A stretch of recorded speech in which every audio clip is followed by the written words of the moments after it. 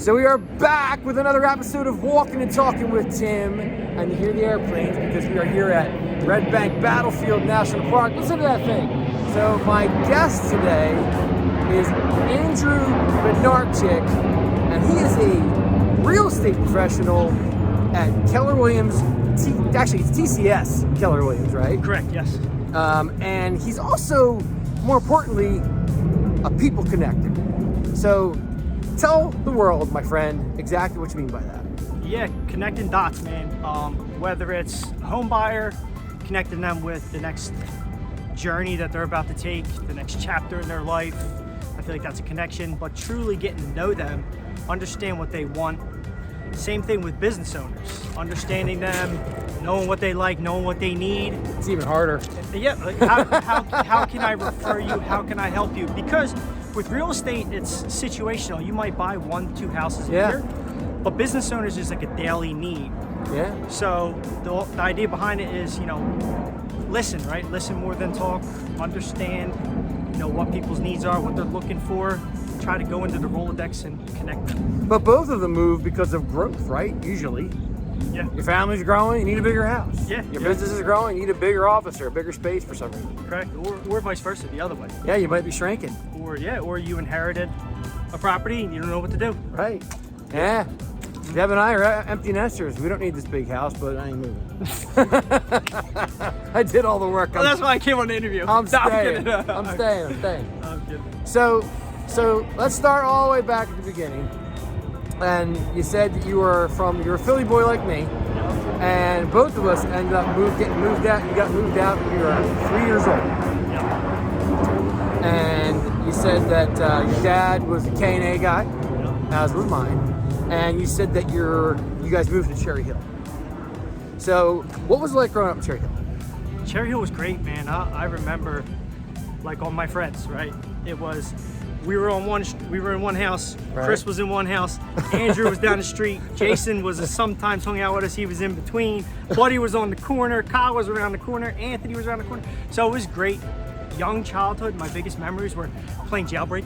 On the corner, we had 3 houses. Right. And it was just, I remember, like, the lights went off and you would hear the whistles. Kids had to go home. But during the day, it was great. It was such a good community. There was so many people Which that were high well school? connected. Cherry Hill West. Cherry Hill West. That's Yep. nice. Yeah. A lot of folks out there like, yeah, Cherry Hill West. Yeah. I usually get the other way. A lot of people were like, east. I know. I do hear the East is positive. Yeah. You know. But so all right. So Cherry Hill East was there college in your career? No, you know what? Me neither, but So I got bit by the restaurant bug, man. So when I was 16, 17 years old, we had a restaurant proprietor, Randy, and he would host us as poker tournament after hours. Oh, God. The restaurant would close, we do a poker tournament. And I remember sitting down at the table. This is when Chris Moneymaker and all the poker was just coming up. They started recording it. It was on TV. It was big. And I remember him pulling $100 bill out of his pocket, $100 bill out of his side pocket. He's like, man, always keep a couple $100. I want to be a restaurant general manager. So I told him, I was 17 years old. I said, listen, I can serve or I can go in the kitchen. Right. He's like, what do you want to do? I said, I want to go in the kitchen because I know the kitchen's more tough. Exactly. It's manual. You got to earn the respect of the people you're working with. So I went that route. I remember a little $6.25 an hour first job. Anyone now is making $15, $60 an hour. Right, 20. Yeah, but I did that, and my mom put the pressure on me, like, hey, you're gonna at least try college. Right. So the short story is, it lasted about 2 weeks. Right. My sister would drive us because she had the same schedule as me, Yeah. and her classes ended after. Wow. That's a recipe for disaster, right? So I just stayed in the car. I didn't even go to class. Wow. Kid you not.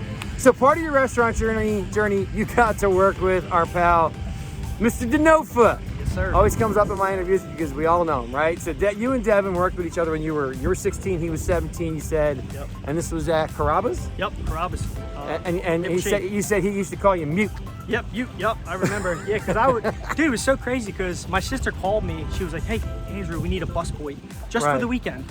I'm like, all right, I can do that. Soccer game ended at 3 that day. Went home, got a shower, still wet, get over to Carrabba's. It was a 2-minute drive. Yeah. And it was perfect. I'm like, oh, this is the perfect weekend job. Sure enough, anyways, I ended up staying there 11 years. So the weekend turned into 11 years. But I did meet Devin. And I remember Devin used to introduce me to all the servers, like, oh, that kid's mute, he don't talk. You know? That's pretty cool, though. So I would come in. And Only Devin would do that. Thank yeah, you. I would come in and I'd just get the work, man. Got the work. You gotta get comfortable. Once you get comfortable around a situation, then you open up. But mute's still stuck with me. That's crazy. It's a Grateful Dead going on. Yeah. That's crazy. So, but you said that, you both moved on, and then you said that later on, Devin hit you up, and this is kind of how the real estate thing got started, because, you were working in a restaurant, and Devin was already doing real estate, right? Yeah. And Devin hit you up and said, hey, are you guys were on the phone for whatever reason, and he said, let's meet up, right? Yep, yeah. So the power of social media, man. Devin preaches on it, coaches on it, teaches on it, and that's just what caught me, So it was like a December post I saw helped like 30 or 40 homes, or 30 or 40 people sell homes. So I reached out to him, like, dude, how many people can you help before you need to like grow your team, hire a buyer's agent, hire someone? And he's like, man, you work in a restaurant, I'm coming in. I'm like, yeah, come on in. So he came in, sat down with me. He was like, bro, get your real estate license. Doesn't surprise me that he just kind of, I'm coming. Not can I come? Not do you want me to come? I'm coming. Yeah, so that's Devin. Sitting down at that table, registered, signed up. I remember I took the vacation. So at restaurant, we only got 1 week vacation. Right. I took a week off to do the class in person. And then I told my proprietor at the time, I'm like, listen, I'm going to close 7 days the next week, 5 to close, so I can get all the classes in. Oh, jeez. So did that, committed to that, took the state exam. Yeah. I know it took Devin about 7 or 8 times to pass. Oh, is that right? For the record, yeah, I did pass it on my second time. Nice. But nice. You made a punk out of Devin. It happened. Yeah, but nobody's perfect, Dev. Yeah. But a month after that, I sold my first house. Nice. Yeah. So let's talk a little bit about the Mission Barbecue thing, right? So all the restaurant touring that you did, you told me that you opened a bunch of Mission Barbecues and then COVID it. Talk about that. Yeah, so Mission Barbecue, there was only 20 restaurants when I first started there. Right. And to nowadays, fast forward, there's 160, I think 160 of them. Yeah. But I was brought on to become the general manager of the Moorestown location. Yeah. In the Moorestown location, when the founder of the company came up to see it, he denied the site. Oh, jeez. So I already had jumped ship from Carrabba's, which I was for 11 years, jump into a Mission Barbecue to like, oh, I have this opportunity, let's see where it goes. It's great people. All the great people that left Carrabba's went to Mission Barbecue. Wow. So I knew them all. So I'm like, so comfortable, good feel, easy transition. And my director pulled me aside. He's like, listen, man, Moorestown's not happening. It was supposed to happen next year. Are you okay with being patient? I'm like, I'm good. What do you want me to work on? He's like, well, they have this pitmaster thing. He's like, focus on this. Pitmaster there's only 2 or 3 in the whole company. Yep. So I was like, give me that, give it to me. So that's how I operate. Like, I gotta see it, gotta touch it. Yeah. Let me, as a checklist, kind of like 75 hard, little checklist. Start knocking it down. And it was, get your orders right, get your labor right, run a clean restaurant, train and develop your AKMs, kitchen managers, start running the monthly meetings, all the GMs come through, teach the food. Then I did a weekly call, start getting on the phone calls with the kitchen managers and all the stores, teach them, hey, what are you working on?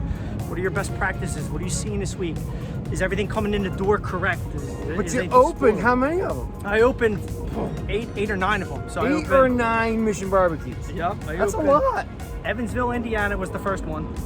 I went out to Evansville. My wife was pregnant. I'll never forget. She was pregnant with our first baby.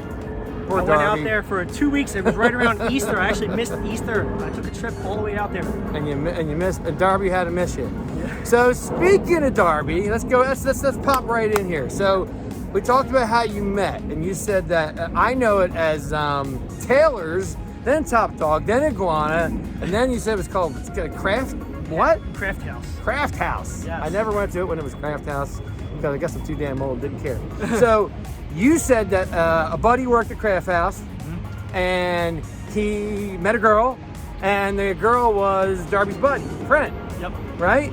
So the story goes, as you just told me, she called Darby, or was texting calling Darby at least 7 times until she came to come up and actually meet someone, aka you.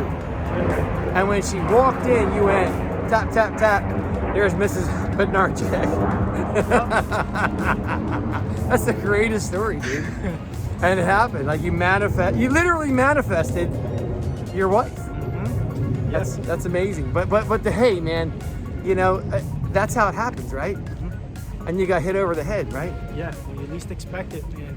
Talk to us about your family. You told me you have 3 and 1 on the way. Yes.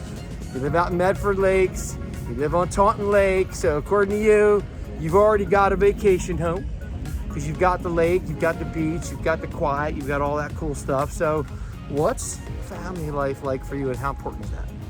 Oh my God, man, it speaks to me, right? I get a little emotional thinking about it, but I feel as though, like in the the whole story is, right, these are not really our kids. So these are God's kids. He chose me and my wife to steward them, develop them, and build their confidence and get them ready for the real world. Because you know, Which ain't easy. it's not, no, you know, right? So my passion is, you know, how can I develop and coach and build confidence in my kids at a young age? And I think I do a pretty good job at doing that. So that's my favorite thing. It's always been coaching, teaching, and developing, but when you have your own kids, oh my God, there's nothing more fruitful than watching your kid go into something that's difficult with poise, confidence, not shy. Amen. And I'll tell you, man, that's the biggest win. Yeah, that's what it's all about, right? You know, and the family thing, you said that when you are selling homes, that to you, what was the word you used? You're helping people. Yes. He never said, I sell houses. He says, I help people, which I thought that was the most genuine statement that just came totally naturally out of your mouth.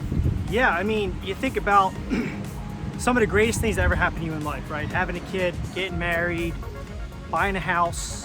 All right, how about you have kids and your kid took the first step, or the first time they crawled, or the goo goo gaga that they said for the first time, that mom and dad did, and that was in the house. Oh yeah. Right, so that, it's a memory, so right, you're selling emotions, and it's the memories that come with that emotion. Yeah. And so many people reach out, so grateful for your service, so grateful for helping navigate us through something that could be one of the most difficult processes in the world, right? 100%. It's, I mean, there's title, there's insurance, there's finding the right property, there's navigating the offer, there's make sure you understand what they want, what they need. Home inspections. Home inspections, right? Sending them the right properties. And you know what, too? As you start doing it, right, you start getting better and better, and you start looking for stuff. So I would just always be a student of real estate during a transaction. When I first got licensed, I would just go see properties. Yeah. To try to, like, look for things. To learn, right. Find things like, oh, that looks off. Take a picture of it, and they bring it back to the team. Like, hey, this looks off. Is this right? And then you just learn and you create yourself. But you said the most fun was when the family would come into the house and the kids going, oh, I want that room. Yeah. Or, I want that room. Or, oh, look at the fireplace. We could do this, that, the other. And that's where the couch is going to go and all that. You said all that. That's cool, man. Yeah, man. So here's the next thing I want to talk about is 75 Hard. So you and I are both in the Harvest community. Love it. We both love the whole crew, right? Right on. And here's the deal, you know, it got us both started on the 75 Hard journeys that we've been on. This is my, I don't know if it's my 6th or 7th time through, but either way, we're both doing it right now. Yep. But we talked about the consistency of it. So talk a little bit about that and why it's important and why you need it. Let's go this way. Yep. Yeah, I think the consistency is important to me because just like anything in life, if you make a decision and you tell yourself you're going to do something and you stop doing that, you're telling yourself a lie. So you've lied to yourself essentially, right? So that's the way I look at things. So if I say like, I'm going to, I don't know, make phone calls today, you know, I do it. Right. I don't not do it. I don't say it and then not do it. And maybe something gets in the way. So you still got to navigate. You still got to run your schedule correctly. You got to run it effective. Yeah. So I know through 75 Hard, man, my discipline gets so sharp. Punch. You're hitting that time card. Yes. There we go again. Look at that thing. It's a big one. So I love it down here in the Battlefield. So listen, if anybody wants to get a hold of you, how do they do it? Yeah, man. Easy to find, man. I'm on every social media platform. Andrew Bednarchick Realtor on Instagram. That's a good one. I do interviews with business agents. Any business agents that want to come on, tell a story. I do every single Friday. Or call me directly, man. 856-220-6493. That's a cell phone. I'm always available. There you go. Thanks for being on. Appreciate you. And everybody out there, remember, keep on moving, keep on walking. Follow me on Instagram. I'm looking for 10,000 followers. Follow me on Instagram, follow me on YouTube, and we will see you next time on Walkin' and Talking with Tim. Yeah, baby. Peace.